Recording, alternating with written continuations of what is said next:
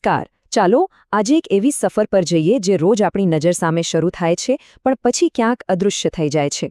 જી હા, આ વાત છે એ પાણીની જેનો આપણે રોજબરોજ ઉપયોગ કરીએ છીએ.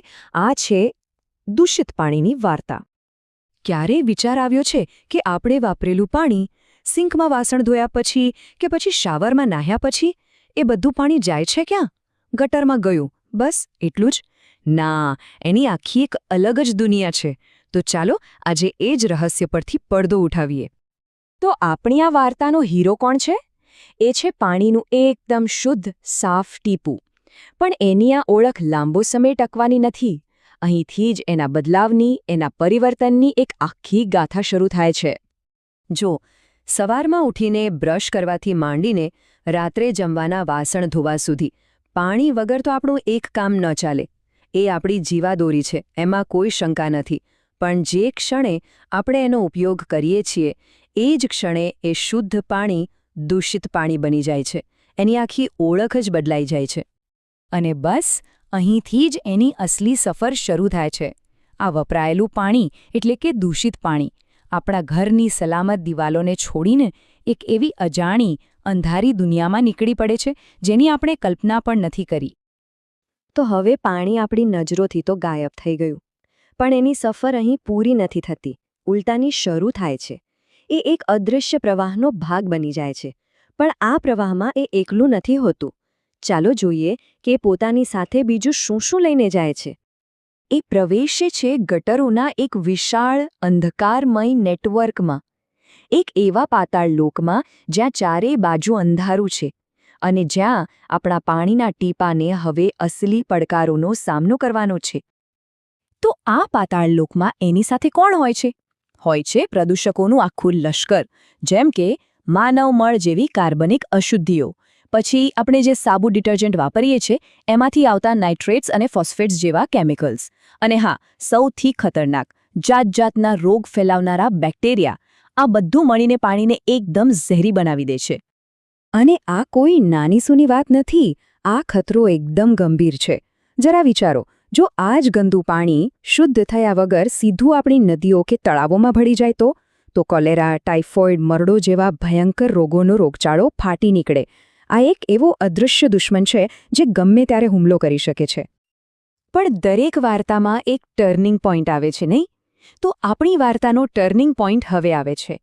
આ ગંદુ પાણી પહોંચે છે એના અંતિમ મુકામ પર, વેસ્ટ વોટર ટ્રીટમેન્ટ પ્લાન્ટ, એટલે કે WWTP.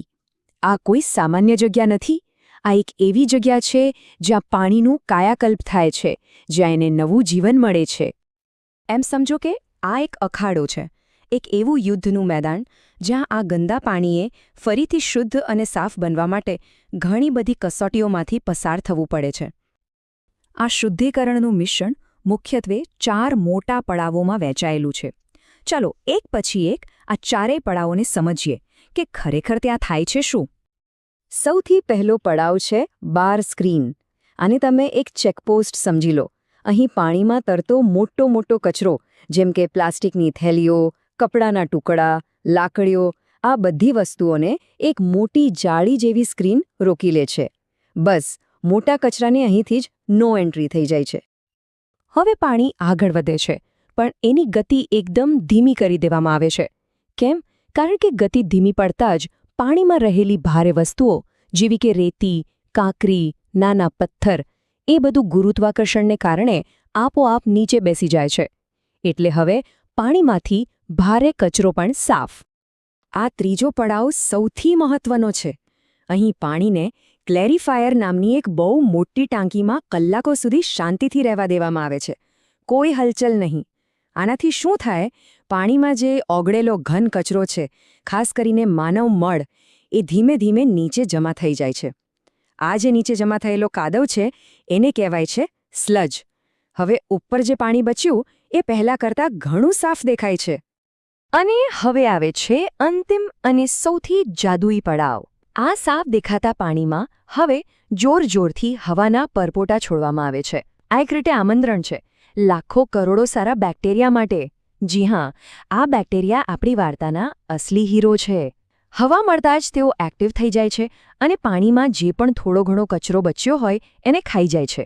કુદરતી રીતે જ પાણીને અંદરથી સાફ કરી નાખે છે. પણ એક મિનિટ, પેલો જે કાદવ એટલે કે સ્લજ નીચે જમા થયો હતો એનો શું? શું એને એમ જ ફેંકી દેવામાં આવે છે? બિલકુલ નહીં. અહીં તો વેસ્ટમાંથી બેસ્ટ બનાવવામાં આવે છે.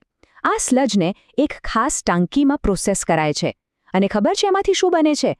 એમાંથી બને છે બાયોગેસ, જે વીજળી પેદા કરવાના કામમાં આવે છે.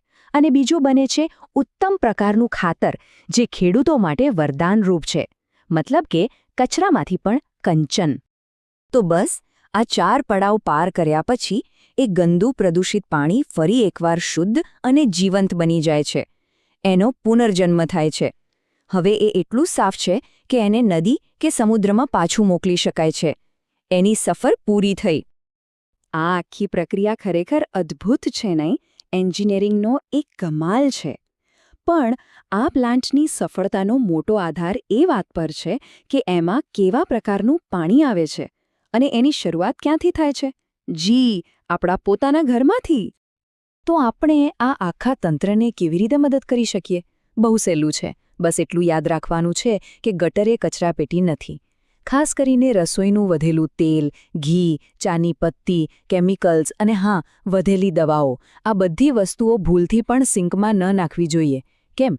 કારણ કે આ બધું પાઇપમાં જામીને એને બ્લોક કરી દે છે.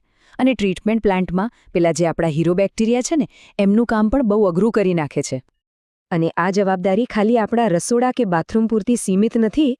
એક જાગૃત નાગરિક તરીકે આપણી જવાબદારી આપણા ઘરની બહાર પણ છે. આખા સમાજની સ્વચ્છતા અને આરોગ્યની વાત છે. આપણે બધા પાણીના રક્ષક બની શકીએ છીએ. કેવી રીતે? બહુ સરળ છે. ખુલ્લી ગટરોમાં કચરો ન ફેંકીએ. ક્યાંક ગટરનું ઢાંકણું ખુલ્લું હોય તો તંત્રને જાણ કરીએ. અને આપણી આસપાસના લોકોને પણ આ બાબતે સમજાવીએ. એક નાનકડો પ્રયાસ મોટો બદલાવ લાવી શકે છે. મહાત્મા ગાંધીએ બહુ સરસ વાત કહી હતી કે સારી અને સભ્ય સુવિધાઓ માટે કોઈ બીજાની રાહ જોવાની જરૂર નથી.